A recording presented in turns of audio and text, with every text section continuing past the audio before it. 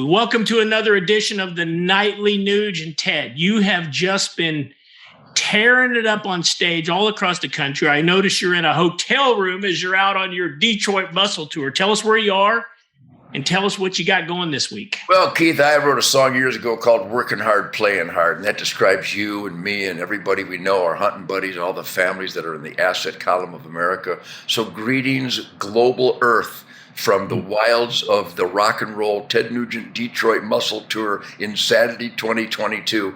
And let me just try to put into English terms the intensity, the glory, the happiness, the throttle, the grind, the uppityness, the positive spirit, and the piss and the vinegar, and just the energy on this tour. I have the world's greatest music lovers every night, the sexiest girls in the first 10 rows, and what Greg Smith and Jason Hartless do to every one of my songs is every guitar player's and musician's dream. So thank you, world, for the Ted Nugent Detroit Muscle Tour 2022. I am busting my ass. In fact, you can tell, Keith, I try to back it down. I try to keep it on like a 4-cylinder idle before I kick in the other 12 every night when I get on stage. So I'm compartmentalizing, I improvise, adapt, and overcome. And like the greatest philosopher of all time said, Dirty Harry, a good man knows his limitations. So during the day, I eat soul food. I hang out with my hunting buddies. I do media, truth, logic, and common sense, crowbar, jackhammering everywhere I go. And I relax because when I get on stage, flames come out of my ass. So bring the marshmallows, everybody. Thank you for the greatest tour of my life. Well, you know what? Yesterday we ended talking about the 87,000 new IRS agents that are going to be armed, and they have to agree that they'll use deadly force on American taxpayers, which is just a shame.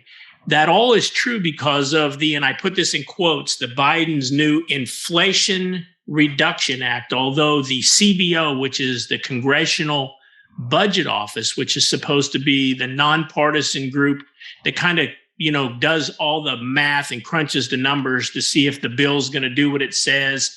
And they actually came out and said that there is no indication that there's anything in this piece of legislation that is going to reduce inflation at all.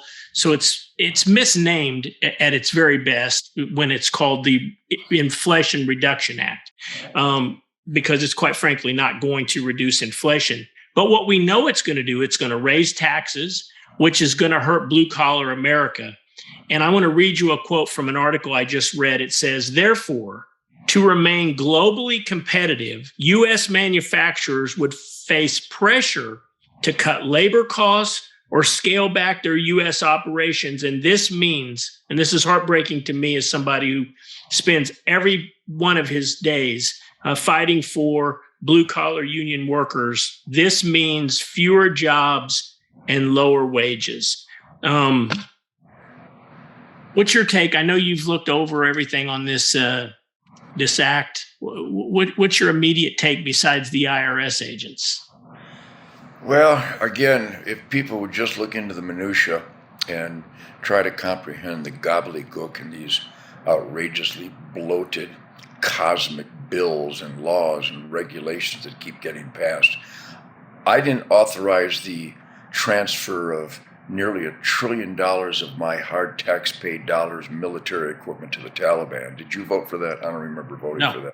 I don't think any American citizen would authorize the billions upon billions given to people illegally invading our country. I don't think we ever voted on that. Not me. We are out of control. And here's the bottom line, and it refers directly to the Inflation Remedy Act. Whatever the government says, whatever the law says it's supposed to do, know in your heart and soul it is just the opposite of what they are saying. I'm afraid Uncle Sam is a puppet to our enemies. When we have energy dominance under Donald Trump with $1.87 a gallon of gas, we need to start tackling at the voting booth these indecent, corrupt monsters, because they are creating inflation to benefit our enemies and to hurt America. My friends, I beseech thee, I beg of thee, I cajole, I will scold if necessary. Join me at hunternation.org. We need to circle the conservative wagons and vote in such numbers that we reverse this treason, this corruption, this dangerous anti-American criminal abuse of power at the hands of the United States government. We have got to end this engineered destruction of the United States of America every time we turn around. So my friends, I'm going to tell you, hunternation.org. Pledge that you will get everybody in your life, your family, your friends, at work, at school, at the shooting range, at the barbecue, at the bowling alley, everywhere you go. Get people to join us at hunternation.org. Circle the conservative wagons and vote like the life and breath of America is at hand, because the life and breath of America is at hand. And this is a perfect example why. Powerful. Well, I want to talk about the First Amendment tomorrow night, Ted. I know that's something that you cherish and exercise daily, as all free Americans should. If you all come back tomorrow night, I'm going to get Ted to talk about the First Amendment, some ramifications of that right here on the Nightly News, where there is no fake news.